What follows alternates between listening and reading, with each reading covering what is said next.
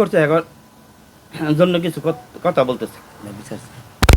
ব্যাপার হয়েছে কি, পিতলগঞ্জ মাদ্রাসার এবং মাদ্রাসার সাথে একটা মসজিদ ছিল, গোলাম মোস্তফায় দিছে, মাদ্রাসা মসজিদ দুটোটাই দিছে।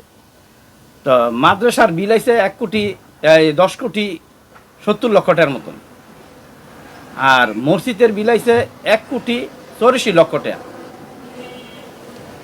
এই মসজিদের টাকাটা আউয়াল ভুইয়া পুরাটাই আত্মসাৎ করে লেছে, কেননা মসজিদের 1 শতাংশ জায়গা এখনো পর্যন্ত কিনে নাই। 4 বছর আগে মসজিদের টাকা আসছে এই মেট্রো রেল থেকে, জমি মানুষেরটা দখল কইরা বালু ফালাইয়া জোরে মসজিদ করছে। এই মসজিদে আমরা নামাজ পড়ি, এটা কার জায়গা আমরা এখন তো জানি না। তো আমরা এই দুর্নীতিবাজার বিচার চাই। দ্বিতীয় কথা হইল, 5 শতাংশ জমি দিছে মাদ্রাসারে, এই মাদ্রাসার টাকাটা আউয়াল ভুইয়া হ্যার পরিবাররা উঠাই নিয়ে গেছে।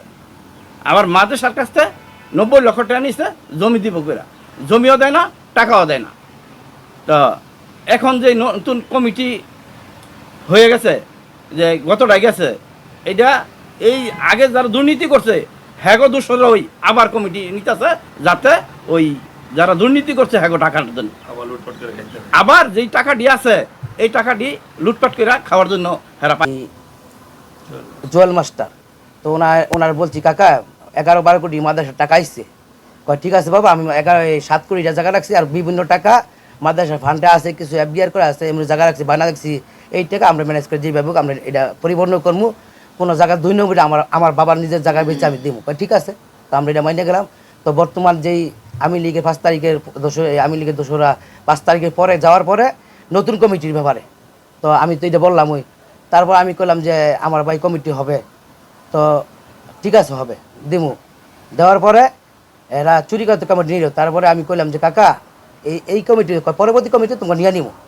তো আমি কইলাম মাদ্রাসার টাকার ব্যাপারে আপনি বাইনার লেগে 1 কোটি জানিয়েছেন, 90 লক্ষ টাকা রেস্ট্রি করে নাই, মসজিদে রেস্ট্রি করে নাই, এই ব্যাপারে কিছু কথা বলে আমার এই হুমকি দিল, মসজিদের ভিতরে জাহিদুর রহমানের ছেলে জাহিদুর রহমানের আমার মসজিদের ভিতরে হুমকি দিল যে তুই এই ব্যাপারে কোনো কথা বলবি না, এটা আমরা বামতো আমরা কমিটি। ঠিক আছে করে, তো এইটা মামলাটা আমরা করি না, আমরা ডিসিশন করে আমরা কমপ্লিট জিটিও করছি। আমার হুমকি দিয়ে মারণে হুমকি দিচ্ছে, আমার জীবনের নিরাপত্তার লেগা এই আমি সাংবাদিক করতেছি।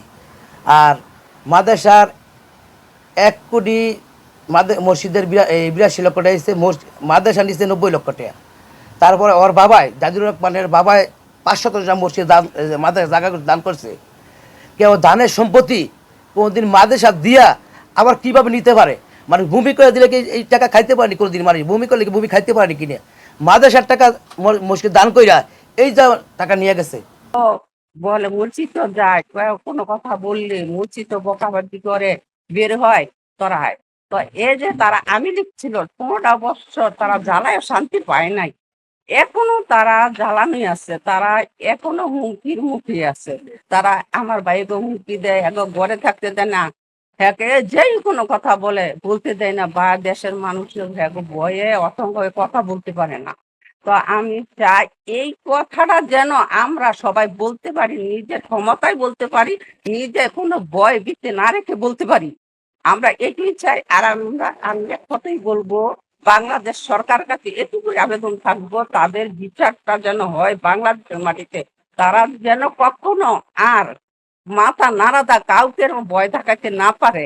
আর রহমান রহিম, আজকে আমাদের এলাকার যে সাংবাদিক ভাইয়েরা অনেক কথা আপনারা সত্য প্রচার করেন, এই জন্য আপনাদেরকে ধন্যবাদ।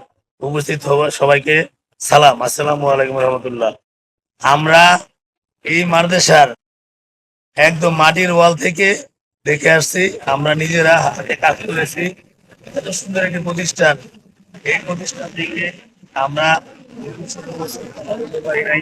লুটপাট করে খেয়েছে, ঘটনা সত্য। অনেক টাকা লুটপাট করে খেয়েছে মেট্রো রেলের। সরকার অনেক ভালো বিল দিয়েছে, জায়গার দাম সঠিকভাবে সবাই আদায় করেছে ঠিকই, কিন্তু টাকাগুলো সঠিকভাবে কাজে লাগায় নাই। সাবেক প্রিন্সিপাল সহ যারা দুর্নীতি করেছে, সাবেক কমিটি এবং এই অ্যাটক কমিটির মেয়াদ শেষ। আমরা এলাকাবাসীর পক্ষ থেকে আমরা একটা দাবি জানাই, সঠিক বিচার হোক। আমরা সাথে থাকবো, এখন আমরা কথা বলবো, সাথে থাকবো।